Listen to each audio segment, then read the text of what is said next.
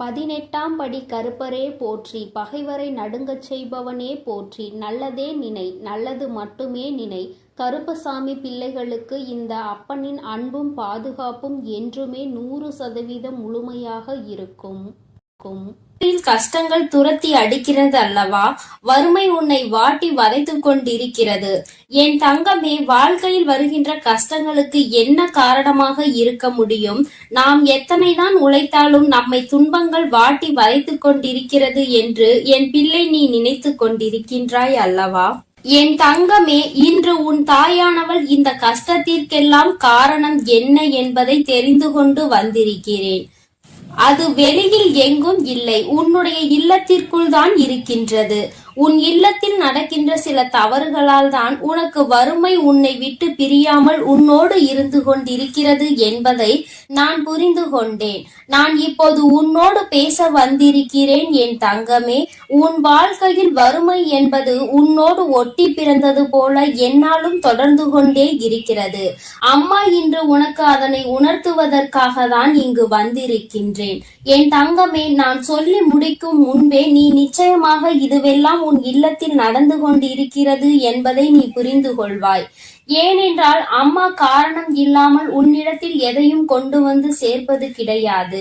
உனக்கு எது பிரச்சனையாக இருக்கிறதோ, எதனால் உனக்கு நடக்கின்றதோ, அது நல்ல விஷயங்களாக இருந்தாலும் சரி, கெட்ட விஷயங்களாக இருந்தாலும் சரி, அதை முன்கூட்டியே உன்னிடம் சொல்லி விடுவதற்காக தான் உன் அம்மா வந்து கொண்டிருக்கின்றேன். என் தங்கமே, உன்னிடத்தில் அதை பற்றி நான் முழுமையாக சொல்கிறேன். இதையெல்லாம் நீ நிச்சயமாக இன்று இரவுக்குள் தெளிவாக புரிந்து கொண்டு நாளையில் இருந்து இந்த தவறினை நீ ஒருபோதும் செய்யக்கூடாது. என் தங்கமே, வறுமைக்கு வழிவகுக்கக்கூடிய இந்த தவறுகள் உன்னுடைய இல்லத்தில் இருக்கிறது என்றால் அது உண்மைதான். ஏனென்றால் நானே அதனை கண்கூடாக கண்டுவிட்டேன் அல்லவா? உன்னுடைய இல்லத்தில் நான் இருக்கும் பொழுது உன்னுடைய குடும்பத்தில் இருப்பவர்களும் நீயுமே கூட சில நேரங்களில் இந்த விஷயத்தை செய்கிறாய். இதை செய்யக்கூடாது என்று சிலருக்கு தெரிந்திருக்கும். ஆனால் அந்த நேரத்தில் செய்கின்ற பொழுது அதை மறந்து விடுகிறார்கள். தான் செய்வது தவறு என்பதை அதன் பின்னால் உணர்வதும் கிடையாது. நம்முடைய இல்லத்தில் தெய்வங்களை குடியமர வைக்க வேண்டும் என்றால், தெய்வங்கள் உன் இல்லத்தில் நிரந்தரமாக இருக்க வேண்டும் என்றால், அவர்களுக்கு பிடிக்காத சில விஷயங்களை நீ ஒருபோதும் செய்யக்கூடாது. நீ நன்றாக இருக்க வேண்டும் என்றுதான் அவர்கள் உனக்கு ஆசீர்வாதங்களை வழங்க வருகிறார்கள். அந்த நேரத்தில் நீ அவர்களை அவமதிக்கும் விதமாக நடந்து கொண்டால் அது அவர்களுக்கு மனவேதனையை கொடுத்துவிடும். அப்படியே அங்கிருந்து சென்று விடுவார்கள். என் தங்கமே, அம்மா சொல்கின்ற தெய்வங்கள் யாரெல்லாம் தெரியுமா? உன்னுடைய குடும்பத்தில் வறுமை இல்லாமல் இருக்கவும் செல்வ செழிப்போடு இருக்கவும் உனக்கு துணையாக இருக்கக்கூடியவர்கள் லட்சுமி தேவியானவரும் குபேரரும் தான். என் தங்கமே, இவர்கள் இருவரையும் ஒரு நாளும் அவமதித்து விடாதே. அதற்கு அம்மா சொல்கின்ற இந்த விஷயங்கள் எல்லாம் உன் இல்லத்தில் நடந்து கொண்டிருக்கிறதா என்று ஒரு முறை சோதித்து பார். என் குழந்தையே, உப்பு ஒருபோதும் நீ கீழே சிந்திவிடக் கூடாது. ஏனென்றால் அது மகாலட்சுமியை அவமதிப்பதற்கு சமமாகும் அல்லவா? அதனால் எப்பொழுதுமே உப்பினை கீழே சிந்தாமல் பார்த்து கொள்ள வேண்டும். தெரியாமல் சிந்துவது வேறு, தெரிந்தே அங்கும் இங்கும் அறக்க பறக்க வேலை செய்யும் பொழுது கீழே கொஞ்சம் மேலே கொஞ்சமாக சிந்தி கொண்டு இருக்க கூடாது. உப்பினை கையில் எடுக்கும் பொழுது லட்சுமி தேவியாரினுடைய அம்சம் என்ற எண்ணத்தை மனதில் வைத்து கொண்டு அதனை பொறுமையாக கையாள்வாய். ஆனால் அது உன்னுடைய சமையலுக்கு அளவோடு போய் சேரும் என்பதை நீ மறந்து விடாதே என் தங்கமே. அதுபோல நல்லெண்ணெய், ஏலக்காய், மிளகு, கடுகு இதையெல்லாம் நீ கீழே சிந்திவிடக் கூடாது. ஏனென்றால் இது சனி பகவானை அவமதிப்பதற்கு சமமாகும். இவையெல்லாம் சனி பகவானுக்கு உகந்த பொருள் அல்லவா? அதனால் இதுவெல்லாம் நீ சிந்தினால் அது அவரை அவமதிப்பதற்கு சமம். அதுபோல சாதத்தை பாத்திரத்தில் இருந்து கரண்டி உரசும் வரை சத்தம் கேட்கும்படி துடைத்து வலித்து எடுக்க கூடாது. இது அன்னபூர்ணி ஆகும். அன்ன புவனேஸ்வரியை நீ அவமதிப்பதற்கு இது சமமாகும் என்பதை முதலில் புரிந்துகொள். என் தங்கமே, சாதத்தை வீணடிப்பதும் இதற்கு நிகரான செயல்தான் என்பதை நீ புரிந்துகொள். சத்தம் உள்ளே கேட்க கூடாது. என் குழந்தையே, நீ இப்படி என்னாலும் வாழ்க்கையில் பின்பற்ற வேண்டும். அதுபோல குபேரருக்கு பிடித்த உணவு ஊறுகாய். தட்டில் ஊறுகாயை வீணடிக்க கூடாது. அப்படி வீணடித்தால் அது குபேரரை அவமதிப்பதற்கு சமம். நிறைய ஊறுகாயை வைக்கும் பொழுது எப்படி வைக்க வேண்டும், எவ்வளவு வைக்க வேண்டும் என்று தெரியாமல் சிலர் அதனை வீணடித்து விடுகிறார்கள். பொதுவாக ஊறுகாயை அதிக அளவில் எடுத்துக்கொள்ள முடியாது. ஏனென்றால் அது உப்பு காரமும் அதிகமாக இருக்கக்கூடிய ஒரு பொருள். அதனால் தேவைக்கு இன்றி அதிகமாக அதனை எடுத்து வைத்துவிட்டு அதன் பிறகு அதனை வீணடிக்க கூடாது. குபேரரின் அம்சமாக விளங்கக்கூடிய ஊறுகாய், நிச்சயமாக அதை நீ அவமதிக்கின்ற செயலை செய்தால் அது குபேரரை அவமதிப்பதற்கு சமம் என்பதை முதலில் புரிந்துகொள். என் தங்கமே, அம்மா சொல்கின்ற இந்த விஷயம் மிகவும் முக்கியமான விஷயம். பூஜை அறையில் குத்து விளக்கு தவறி தெரியாமல் கீழே விழுந்தாலும் சரி, ஏற்றிய விளக்கு அணைந்தாலும் சரி, உன் குலதெய்வத்திற்கு உடனடியாக நீ காணிக்கையினை முடிந்து வைக்க வேண்டும். ஏனென்றால் இது போன்ற இந்த 2 செயல்களும் நடக்கிறது என்றால் குலதெய்வம் உன்னிடத்தில் ஏதோ ஒரு விஷயத்தை சொல்ல வருகிறார்கள் என்பதை நீ புரிந்து கொள்ள வேண்டும். என் தங்கமே, அதனால் அவர்களுக்கு உடனடியாக காணிக்கை முடிச்சை நீ எடுத்து வைக்க வேண்டும். எப்பொழுது அவர்களை காண வேண்டிய நேரம் உனக்கு வருகிறதோ, எப்பொழுது உன்னுடைய குலதெய்வ கோயிலுக்கு செல்ல வேண்டிய நேரம் உனக்கு கிடைக்கின்றதோ, அன்று அந்த காணிக்கை முடிச்சினை நீ அங்கே கொண்டு உண்டியலில் போட்டாலும் சரி, அதை வைத்து அவர்களுக்கு ஏதேனும் பூஜை பொருட்களை வாங்கி கொடுத்தாலும் சரி. என் குழந்தையே, இது போன்ற செயல்கள் எல்லாம் உன் இல்லத்தில் சரியாக நடக்கிறதா என்று ஒரு முறை சிந்தித்து பார். என் தங்கமே, ஏற்றிய தீபம் அணைந்தால் வருத்தப்பட தேவையில்லை. குலதெய்வம் உன்னை காண வேண்டும் என்று நினைக்கிறார்கள் என்பதை நீ அப்பொழுது புரிந்து கொண்டால் போதும். காணிக்கை முடிச்சுகளை உடனடியாக அந்த நேரத்திலேயே நீ முடிந்து வைத்து குலதெய்வத்தின் பெயரை சொல்லி அவர்களை மனதார வணங்கி நீ இதனை செய்தால் போதும். என் தங்கமே, இப்படியெல்லாம் உன்னுடைய இல்லத்தில் சில தவறுகள் தொடர்ந்து நடந்து கொண்டே இருக்கிறது. முக்கியமாக இதில் குறிப்பாக நடக்கக்கூடிய விஷயம், சாதத்தினை கரண்டி அடியில் படும் வரை சத்தம் போட்டு வலித்து எடுப்பது. என் தங்கமே, அங்கு இருக்கின்ற 1-2 பருக்கைகளை அப்படியே விட்டுவிடு. என் தங்கமே, அம்மா அந்த சாதத்தை நான் அப்படியே எடுக்கவில்லை என்றால் அது வீணாகத்தானே போகும் என்று நீ நினைக்கலாம். என் தங்கமே, அது அப்படி அல்ல. கடைசியாக இருக்கின்ற அந்த சாதத்தை உன்னுடைய கையால் வலித்து எடுத்து நீ கால்படாத இடத்தில் போட்டாலும் சரி, எறும்புகள் நடமாட்டம் இருக்கின்ற இடத்தில் போட்டாலும் சரி, காகத்திற்கு போட்டாலும் சரி, யாரேனும் ஒருவருக்கு அது பயன்படக்கூடியதாக இருக்க வேண்டும். யாரேனும் ஒருவருக்கு, யாரேனும் வாயில்லாத பூச்சிகளுக்கு அது உணவாக மாறிவிட்டால் அது உனக்கு மிகப்பெரிய பலன்களை கொடுக்கும். அதை உன்னை வீணடிக்க சொல்லவில்லை. என் தங்கமே, சில குழந்தைகள் நினைப்பார்கள், அம்மா நிறைய பொருட்கள் சாப்பிட முடியாமல் எஞ்சி அங்கே கழனியாக செல்கின்றது என்று. கழனி என்றால் அத்தனை மோசமான விஷயம் கிடையாது. என் தங்கமே, அதை மாடுகள் உணவாக அருந்துகின்றார்கள் அல்லவா?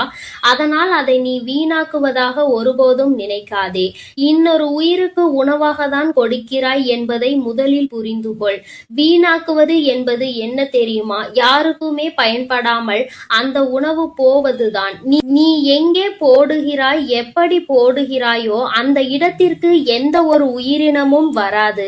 அதை அவர்கள் யாருமே உண்டு பலன் கிடைக்காமல் போவார்கள். அது போன்று செய்வதுதான் வீணடிப்பது என்பதை முதலில் நீ புரிந்து கொள். என் தங்கமே, அம்மா சொல்கின்ற விஷயம் உனக்கு புதிதாக தோன்றலாம். ஆனால் ஒரு உயிர் அதை சாப்பிடுகிறது என்ற விதத்தில் நீ ஒரு முறை சிந்தித்து பார். அப்படி செய்வது நிச்சயமாக என் குழந்தையே, நீ இன்னொருவருக்கு உணவு கொடுக்கிறாய் என்கின்ற அர்த்தத்தில் தான் மாறும் என்பதை நீ புரிந்து கொள்வாய். நீ வெளியில் சென்று உணவு அருந்தும் பொழுது அங்கே சாப்பிட முடியாமல் வீணாக்க கூடிய அதை அப்படியே வீசிவிட்டு வருவதுதான் உணவை வீணடிப்பது. ஒருவேளை என் குழந்தையே, உனக்கே தெரியாமல் அவைகள் எல்லாம் குப்பையில் தள்ளாமல் அங்கு இருக்கின்ற நாய்களுக்கு உணவாக கொடுத்தார்கள் என்றால் நிச்சயமாக அதுவும் உனக்கு ஒரு வகையான புண்ணியத்தில் வந்து சேரும். என் பிள்ளையே, அப்படி இல்லாமல் அது வீணாகி போகிறது என்றால் அது மிகப்பெரிய தவறு என்பதை நீ புரிந்து கொள்ள வேண்டும்.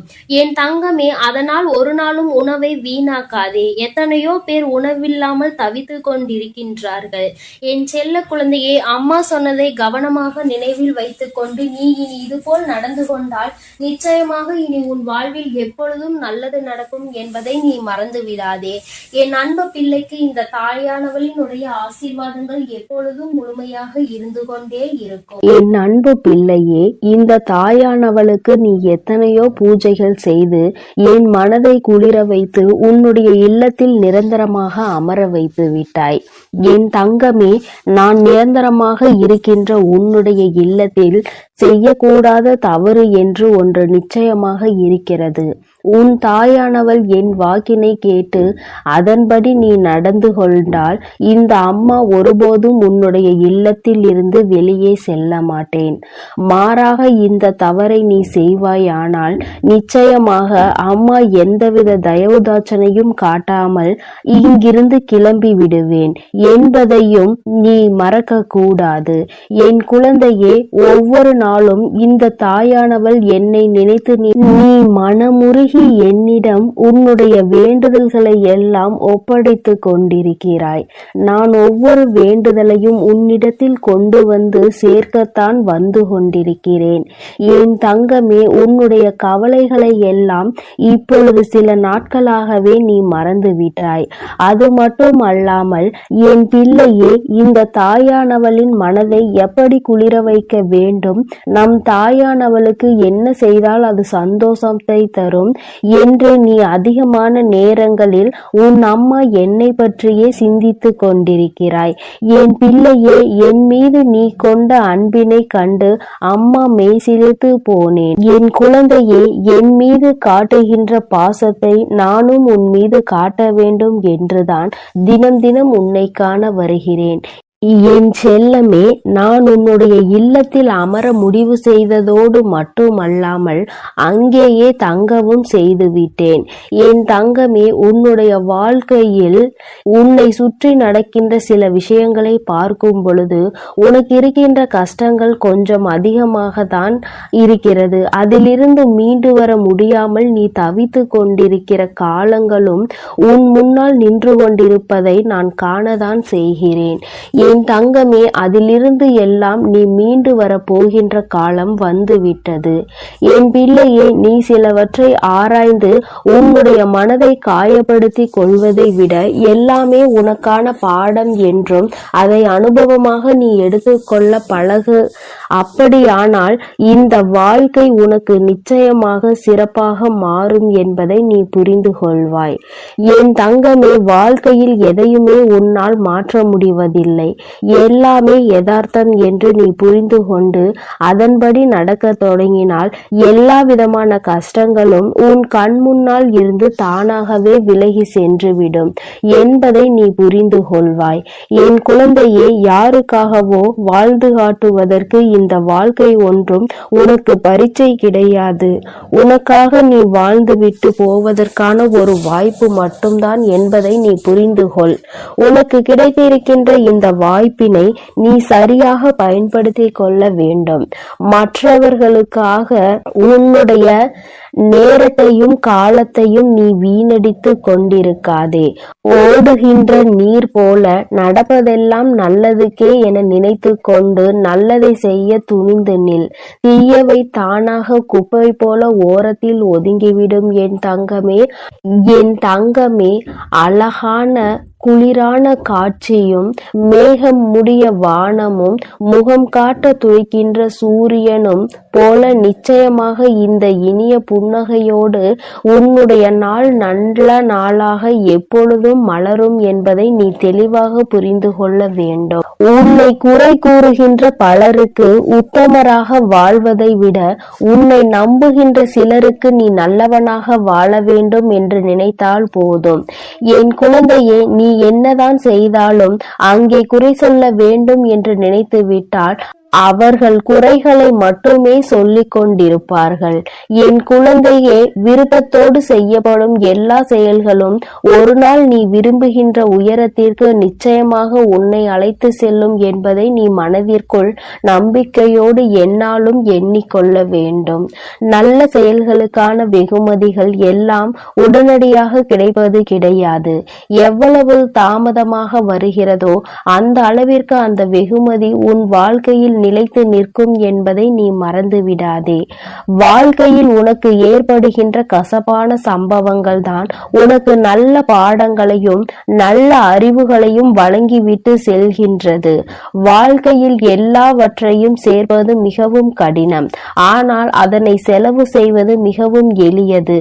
பணம் மட்டும் கிடையாது வாழ்க்கை. உறவுகளை உள்ளத்தில் நீ சேர்த்து வைக்கின்ற நல்ல எண்ணங்களும் தான் என் தங்கமே இந்த வாழ்க்கையாகும். நிகழ்காலத்தை பற்றிய கவனத்தை நீ எடுத்துக்கொள்ள வேண்டும்.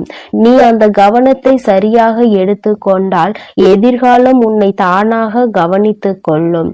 என் குழந்தையே, ஒவ்வொரு நாளையும் உனக்கானதாக நீ எண்ணிக்கொள்ள வேண்டும்.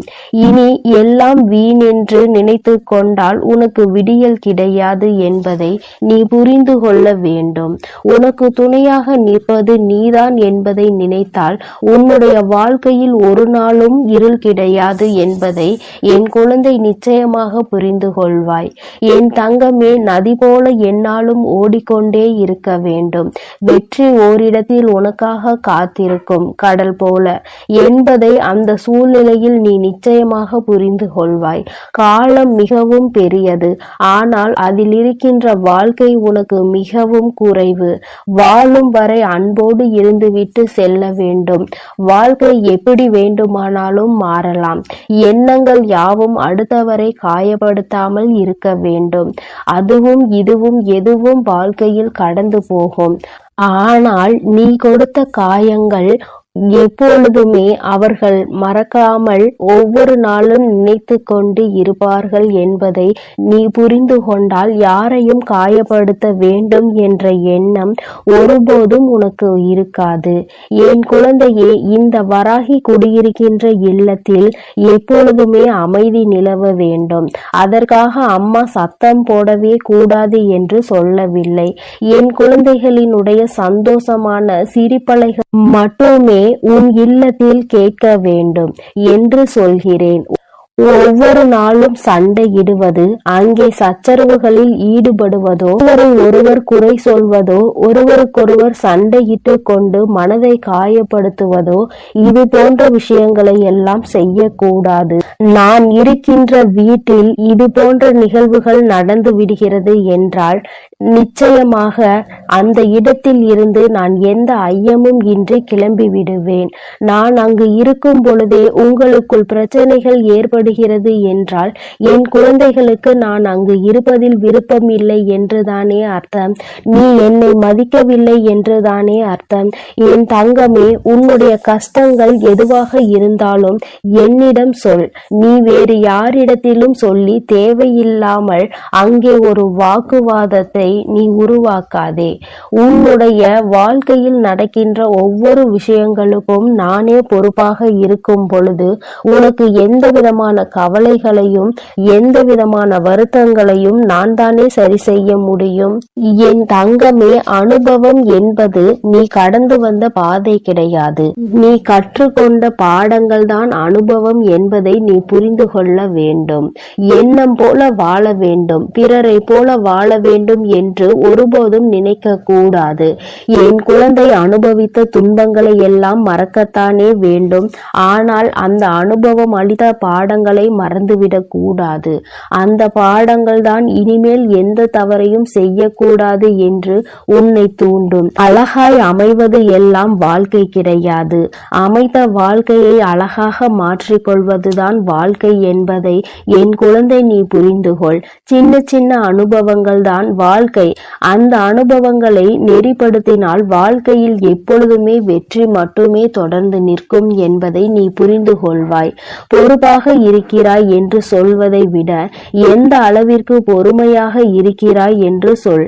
நிச்சயமாக உன் வாழ்க்கை உனக்கு நிதானமாக உன் கைகளில் கொண்டு வந்து எல்லாவற்றையும் சேர்த்துவிடும் என்பதை என் பிள்ளை நீ புரிந்து கொள்வாய்.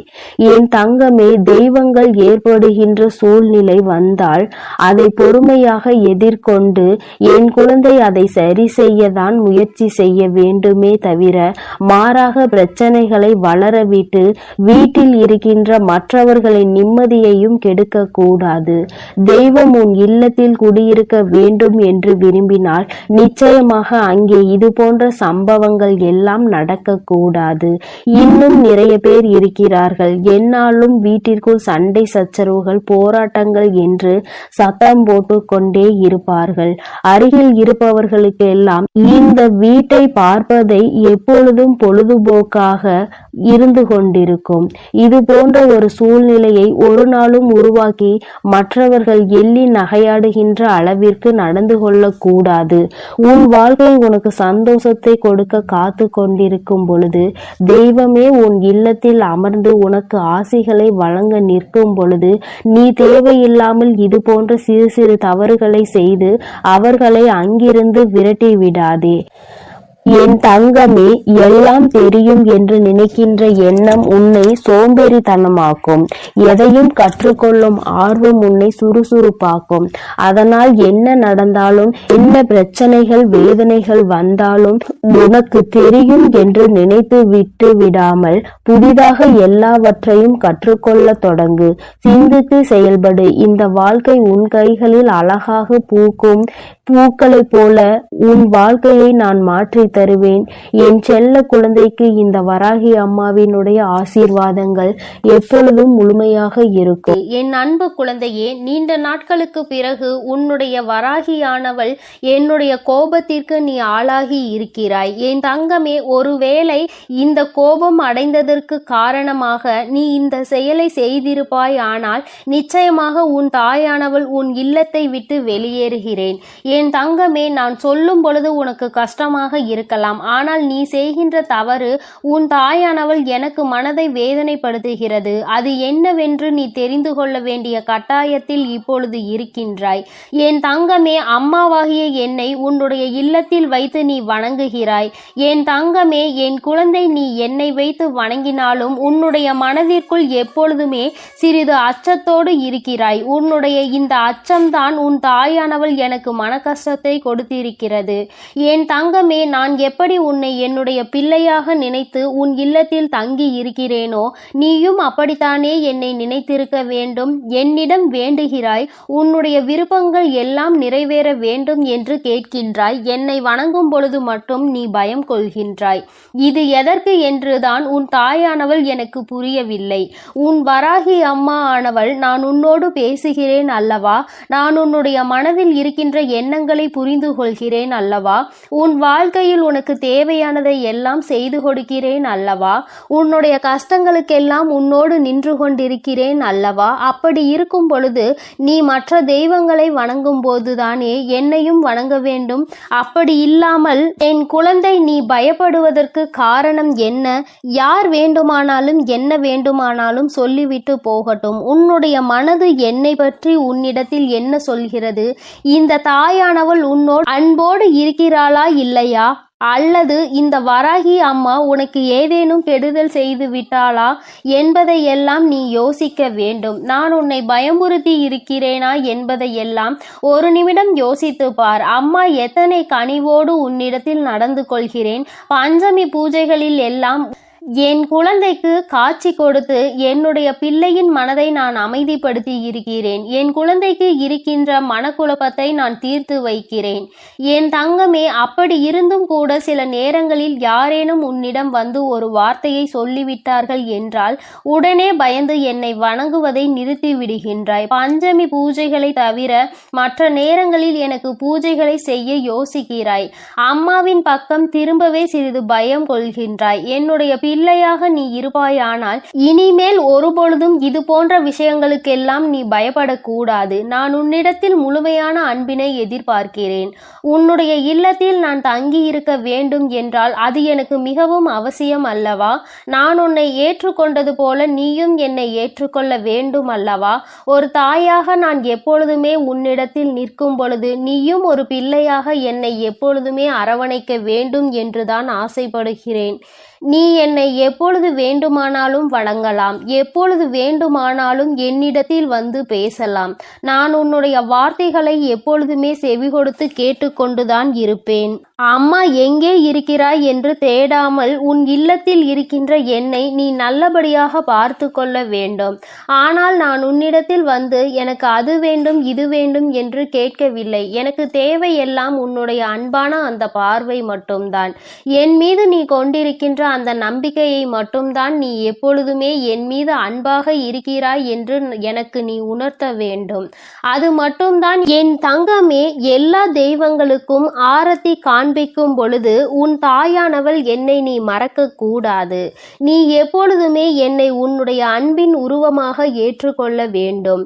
யாரோ சொன்னார்கள் என்னை இந்த நாளில் வணங்கக்கூடாது, அந்த நாளில் என்னை பார்க்க கூடாது என்றெல்லாம் நீ ஒருபொழுதும் உன் மனதிற்குள் போட்டு குழப்பிக் கொள்ளாதே. நான் அல்லவா உன்னிடத்தில் தினமும் பேசிக் கொண்டிருக்கிறேன்.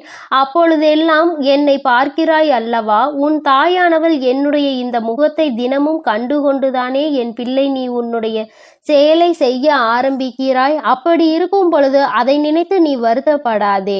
உன்னுடைய மனதிற்குள் உண்மையும் நேர்மையும் மட்டும் என்னாலும் இருந்து கொண்டிருந்தால் போதும். உனக்குள் அது எப்பொழுதும் நிலைத்திருக்கும் போது நான் நிச்சயமாக சிலருக்கு தண்டனையை கொடுக்கத்தான் செய்வேன். அது எப்படிப்பட்டவர்கள் என்பதை உனக்கு ஏற்கனவே நான் சொல்லி இருக்கிறேன். அடுத்தவர்களுக்கு கெடுதல் செய்ய நினைப்பவர்கள், அடுத்தவர்கள் வாழ்க்கையை அழிக்க நினைப்பவர்கள், அடுத்தவர்கள் குடும்பத்திற்குள் சென்று தேவையில்லாத பிரச்சனைகளை உருவாக்கி கொடுப்பவர்கள், இது போன்றவர்கள் எல்லாம் என் முன்னால் நிச்சயமாக நிற்பதற்கு தகுதியற்றவர்கள். என் தங்கமே, உன்னை போன்றவர்கள் எல்லாம் என்னை வணங்குவதில் எந்த தவறும் கிடையாது. நான் எப்பொழுதுமே உன் மீது உண்மையான அன்பு கொண்டு உனக்கு நல்ல ஆசிகளை வழங்கி கொண்டிருப்பேன் என்பதை நீ மறக்காதே.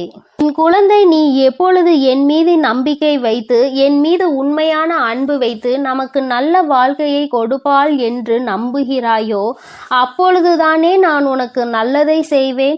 மாறாக இல்லத்தில் வைத்துவிட்டு என்னை பார்த்து பயந்து கொண்டு இருந்தால் அதற்கு என்ன அர்த்தம்?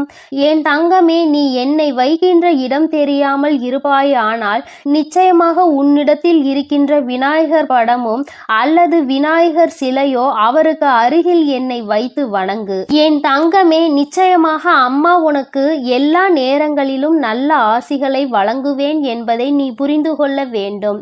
நல்ல நேரம் கெட்ட நேரம் என்று வாழ்க்கையில் வருவது சகஜம்தான். உனக்கு எப்பொழுதுமே நல்ல நேரமாகவே இருக்க வேண்டும் என்று நினைப்பதை விடுத்து கெட்ட நேரம் வந்தாலும் அதிலிருந்து நம் அம்மா நம்மை மீட்டெடுப்பாள் என்பதை நீ முழுமையாக நம்பு. என் தங்கமே, அம்மாவின் கோபம் இதுதான் என்பதை நீ புரிந்து கொண்டாயா? உன் பக்கம் தவறு இருக்கிறதா இல்லையா என்பதை தெரிந்து கொண்டாயா? என் குழந்தையே, நீ என்னை வணங்க வேண்டும், என்னிடத்தில் இருந்து ஆசிகளை பெற வேண்டும் என்று நினைத்தால் மட்டும் போதாது. எனக்கு உறுதியான இடத்தை நீ கொடுக்க வேண்டும். என்னை பார்த்து நீ பயம் கொள்ளக்கூடாது. அதில் உன் வாழ்க்கையில் நல்ல விஷயங்களை தேடி பெற்றுக்கொள்ள வேண்டுமே தவிர ஒருபோதும் என் குழந்தை எதை நினைத்தும் வருத்தப்பட்டு உன்னுடைய வாழ்க்கையை நீ தொலைத்து விடாதே. என் குழந்தைக்கு இந்த அம்மா என்றுமே துணையாக நிற்பாள் என்பதை நீ முழுமையாக நம்பு. நீ உன்னுடைய இல்லத்தில் என்னை குடியமர்த்த வேண்டும் என்று நினைக்கிறாய். ஆனால் அதை பஞ்சமி நாளில் மட்டும்தான் நினைக்கிறாய். அப்படியானால் மற்ற நாட்களில் எல்லாம் நான் வெளியேறி விடவா? என் தங்கமே, இதற்கு நீ இன்று எனக்கு பதில் சொல்லியே தீர வேண்டும். என் குழந்தையே, நான் உன்னை ஒவ்வொரு நாளும் கண்காணித்து கொண்டிருக்கிறேன். உன்னுடைய நடவடிக்கைகளை நான் பார்த்து கொண்டிருக்கிறேன். என் பிள்ளை, எதை நினைத்து வருத்தப்படுகிறாய்? வாழ்க்கையில் எந்த விஷயத்திற்காக கஷ்ட கஷ்டப்படுகிறாய் என்பதையெல்லாம் நான் பார்த்து கொண்டிருக்கிறேன். என் தங்கமே, அப்படி இருக்கும் பொழுது நீ நான் அங்கு இல்லை என்று நினைத்துவிடக் கூடாது அல்லவா? ஒவ்வொரு நாளும் சில விஷயங்களை உன்னிடம் சொல்லும் பொழுதெல்லாம் உன் வாழ்க்கையில் நடந்ததை நான் அப்படியே சொல்கிறேன். என் குழந்தை, நீயும் அம்மாவிடம் அம்மா நடந்ததை அப்படியே சொல்லிவிட்டீர்கள் தாயே என்று சொல்கிறாய் அல்லவா? அப்படியானால் என் பிள்ளைக்கு இந்த தாயானவள் வாழ்க்கை முழுவதும் துணையிருக்கிறாள் என்பதை நீ முதலில் புரிந்து கொள்ள வேண்டும். என் தங்கமே, இதுநாள் வரையிலும் நடந்தது நடந்ததாக இருக்கட்டும். நீ தெரிந்து செய்தாலும் சரி, தெரியாமல் செய்திருந்தாலும் சரி, அம்மா உன் மீது வருத்தப்பட்டு இருக்கிறேனே தவிர என் குழந்தைக்கு ஒரு நாளும் அம்மா நல்ல விஷயங்களை செய்து கொடுக்காமல் போக மாட்டேன். என் குழந்தை, இனிமேலாவது அம்மாவினை உன்னுடைய பெற்ற தாயாக நினைத்து என் மீது அன்பு செலுத்து. உன்னுடைய இல்லத்தில் வைத்து வணங்கு. எந்த விதமான பய உணர்வும் உனக்கு தேவை கிடையாது. தவறு செய்தவர்கள் மட்டும் என்னை பார்த்து பயப்பட வேண்டுமே தவிர தவறு செய்யாதவர்கள், வாழ்க்கையில் உண்மையாகவே நல்லதை செய்யக்கூடியவர்கள், யாருக்கும் கெடுதல் செய்யக்கூடாது என்று நினைப்பவர்கள் எல்லாம் ஒரு நாளும் என்னை பார்த்து பயப்பட வேண்டாம்.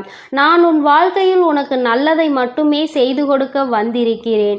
ஒரு நாளும் என் பிள்ளை நீ வேதனைப்படாமல் இரு. அம்மா உன் இல்லத்தில் நிரம்பி இருக்கிறாள் என்பதை நீ நிச்சயமாக மன சந்தோஷத்தோடு ஏற்றுக்கொள். இந்த வராகியானவள் உன் வாழ்க்கையில் இருக்கும் பொழுது உனக்கு எந்த பயமும் வேண்டாம். அம்மா உன் வாழ்க்கையில் உனக்கான வெற்றியை கொண்டு வந்து உன் கைகளில் கொடுப்பேன் என்பதை நீ மறந்து விடாதே. என் பிள்ளையே, நான் சொன்ன விஷயங்களில் உனக்கு உடன்பாடு இல்லை.